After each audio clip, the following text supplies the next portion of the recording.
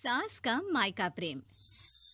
रिद्धि की सास को हर वक्त अपने मायके का गाना गाने की आदत थी। अरे बस करना माँ, मामा का ये किस्सा तो 50 बार पहले भी सुना चुकी है।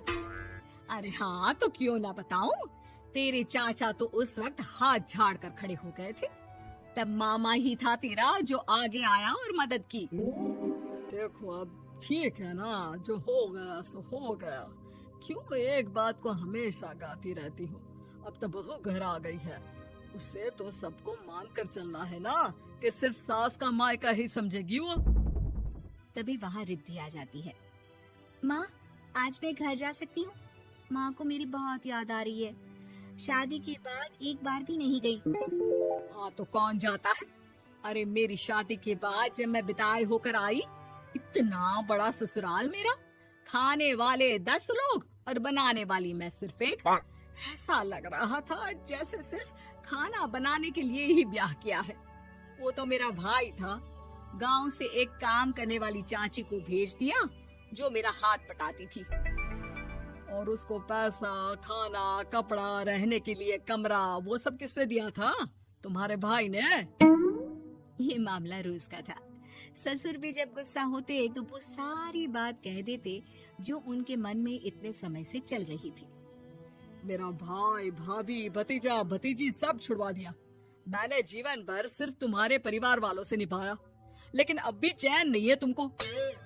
बहू के सामने सास को लगा कि उसकी बेइज्जती हो रही है। अब सुन बहू, अपने कमरे में जा, कहीं नहीं जाना मायके वायके। घर का काम कौन करेगा? पड़ोसन। बहू समझ जाती है मामला गर्म चल रहा है। कमरे में जाने में ही भलाई है। कमरे में क्या है? तुम्हारी माँ हर वक्त चिक चिक चिक करती रहती है। कल ताई मिली थी तुम्हारी मुझे, लेकिन मजाल है सासू माँ की उन्होंने एक बुराई की हो, लेकिन सासू माँ हाँ, जब देखो तब ससुराल के लोगों की बुराई करती रहती है। बेचारे पापा जी कितना मिस करते हैं अपने घर वालों को। मेरा तो बड़ा मन करता है कि ताऊ जी, चाचा जी और सब मिलकर रहे, ना साथ रहे लेकिन आना जाना तो ठीक से रखे। हिंदुस्तान और पाकिस्तान एक हो सकता है, लेकिन चाचा और ताऊ के परिवार के साथ हम लोगों का मिलन ना जी ना, कभी नहीं हो सकता। ये बात है। देखिए, मेरे साथ ना ज्यादा चैलेंज मत करिएगा। ऐसा कोई काम नहीं है जो मैं नहीं कर सकती। ससुर जी जो कि बहू की बात सुन रहे थे, सामने आ जाते हैं। अरे बेटा, तू ये कर सकती है तो प्लीज मेरा परिवार किसी तरह मुझसे मिलवा दे। सारी जवानी तो मैंने किसी तरह काट ली, लेकिन जीवन के इस पड़ाव पर बहुत याद आती है मेरे परिवार की। हाँ हाँ पिताजी, आप चिंता मत करिए, बस मेरा साथ देते रहिए आप दोनों। फिर देखिए कैसे माँ जी भी ठीक हो जाएंगी और पूरा परिवार भी एक हो जाएगा। थोड़ी देर बाद बहू सामान लेकर घर से निकल रही होती है कि मना किया था ना तुझे मायके जाने के लिए, फिर क्यों जा रही है? बहू कुछ कहती इससे पहले ही बेटा बोलने लगता है। क्या है माँ, वो घर जा रही है। वैसे भी उसके माता पिता ने मुझे 10 लाख दिए तब जाकर मेरा काम शुरू हो पाया, वरना तूने मेरे लिए किया क्या है?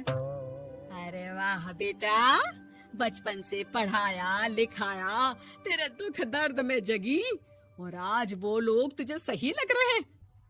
और फिर ससुराल में लड़की खुश रहे, ये तो मायके वालों के जीवन भर की जिम्मेदारी रहती है। तो ये तुमको भी तो सोचना था ना। ताऊ जी ने पापा को पढ़ाया लिखाया, जब तुम नहीं आई थी तो पापा के लिए ताई जी ने पापा की माँ की तरह देखभाल की। अब बोलिए। अरे तू कुछ नहीं जानता बेटा, तेरे पापा को सब पता है, तभी वो उन लोगों से वास्ता नहीं रखते। मैं उन लोगों को जानता हूँ, लेकिन मैं तुम्हें नहीं जानता कि तुम्हारे मन के लायक काम नहीं हुआ तो तुम घर की शांति बर्बाद कर दोगी। सास जोर जोर से चिल्लाने लगती है। तभी वहाँ सास का भाई आ जाता है। अरे क्यों आप लोग मेरी बहन को परेशान करते रहते हैं? पहले ये जीजा कम थे, जब बहू भी आ गई। बहन, मैंने तो 30 साल पहले ही बोला था, अपना हिस्सा ले और छोड़ इन लोगों को, चल अपने साथ। बहू समझ जाती है कि माँ ससुर की नजर किस पर है। देखा, तुम लोग मुझे अकेला मत समझना, मेरा भाई खड़ा है आज भी मेरे लिए।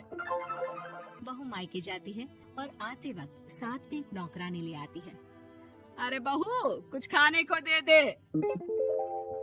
अरे आंटी, क्यों भाभी को परेशान करती रहती हो? उनके भाई ने मुझे जिम्मेदारी दी है। किसी भी चीज की परेशानी नहीं होनी चाहिए भाभी को। जो चाहिए मुझे बोलने का।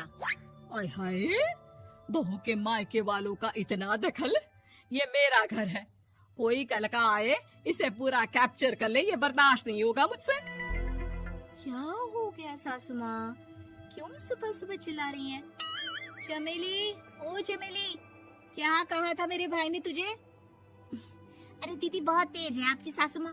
मैंने तो बोला कुछ चाहिए तो मांग लो मुझसे। अरे निकल यहाँ से, घर को रेलवे स्टेशन बना रखा है, जो देखो वो घुमा जा रहा है यहाँ से वहाँ। ये कहीं नहीं जाएगी। ये जाएगी तो घर का काम कौन करेगा? मैं। हाँ, और क्या करती हैं बहुएं? घर का काम ही तो करती हैं, इसमें नया क्या है? तभी वहाँ ससुर जी आ जाते हैं। हाँ, तो यही बात तो तुम्हें भी समझनी चाहिए थी ना। आज बहू के मायके से नौकर आ गया तो तुम्हें बुरा लग रहा है? अरे तो उस वक्त गर्मा गर्म खाना तो सबने खाया ना।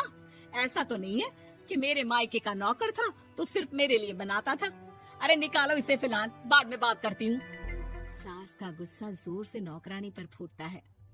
तभी वहाँ बेटा सामान के साथ आकर खड़ा हो जाता है। चलो रिद्धि, तुम ठीक बोलती हो। मेरी माँ को तो हम लोगों की कोई फिक्र है ही नहीं, ये तो सारा दिन सिर्फ अपने बारे में सोचती है।